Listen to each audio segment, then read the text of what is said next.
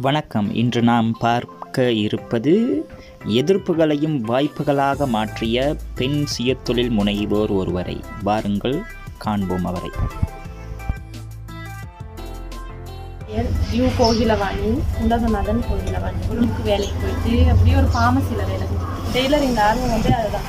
முதல்ல அவங்கள்ட்ட போயிட்டு கேட்டேன், எனக்கு ட்ரெஸ் ஒன்று தைக்கணும், எவ்வளோ போடுவீங்க அப்படின்னு கேட்டேன்.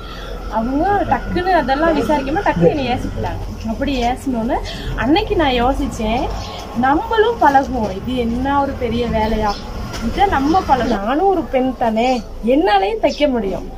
அப்போ அதனால தான் நான் என்ன செஞ்சேன், மெயினாக ஆயிடுச்சு தையலில் ஏதாவது செய்யலாம் அப்படின்னு சரியான இன்ட்ரெஸ்ட் ஆகி அந்த வேலையை படித்து அப்படியே ஒரு கடையை போட்டால் ஒரு நாளைக்கு நம்மளுக்கு ஒரு 500 கிடைச்சாலும் சும்மா வீட்டில் இருக்கும், ஒரு 15,000 கிடைக்கும் தானே அப்படிங்கிறத யோசித்து ஒரு கடை கொஞ்சம் ஃபென்சி சாமான் போட்டு அப்போ அது ரெண்டையுமே சேர்த்து செஞ்சுக்கலாமே. நல்ல கஸ்டமர் கொஞ்சம் வந்தாங்க. அதுக்கப்புறம் அப்படியே எனக்கும் ரொம்ப இன்ட்ரெஸ்ட் ஆகிடுச்சு. மன ரீதியான குழப்பங்களை எல்லாம் தீர்த்து வச்சிச்சு.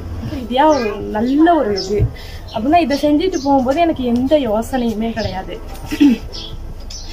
நல்ல மனசுக்கு ஒரு சந்தோஷம், நிறைய பேரை பழகுறோம் அப்படிங்கும்போது எனக்கு ரொம்ப இன்ட்ரெஸ்ட் ஆகிடுச்சு. அப்படியே நிறைய கவலைகளை மறந்துட்டேன்னு தான் சொல்லணும். நிறைய எவ்வளவோ கவலைகள் இருக்கு, நிறைய பிடிக்க ஆரம்பிச்சிச்சு. அப்படியே கொஞ்சம் புடவைகள் கொண்டாந்து போட்டேன். அதுக்கப்புறம் 2 பேரை வேலைக்கு எடுத்தேன்.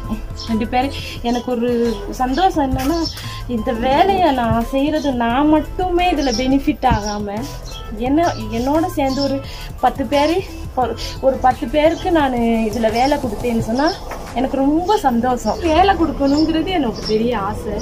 ஆனால் அந்த ஆசைக்கு ஏற்ற மாதிரி எனக்கு ஒரு சூழல் அமையலை. அப்படின்னா எனக்கு ஒரு சொந்த கடை இருந்தால் நல்லாயிருக்கும் அப்படின்னு ஆசைப்படுறேன். அப்படின்னா கூலி கடை. இப்போ டக்குன்னு நான் இப்போ ஆரம்பத்தில் ஒரு கடை ஒன்று செஞ்சுக்கிட்டு இருந்தேன். அந்த கூலி கடை. இப்போ நாங்கள் நல்லா செஞ்சுக்கிட்டு போகும்போதே அந்த அவங்க கடைக்கு சொந்தக்காரங்க கேட்டுடுறாங்க. அப்போ அப்படிக்கு அவங்களுக்கு பாதியில் வேலை இல்லைன்னா அது பாவம் தானே. அதனாலேயே ஒரு பெரிய சிக்கல். வேலை செய்கிற 2 பேரும் அப்படித்தான் நல்லபடியாக சப்போர்ட்டாக இருப்பாங்க.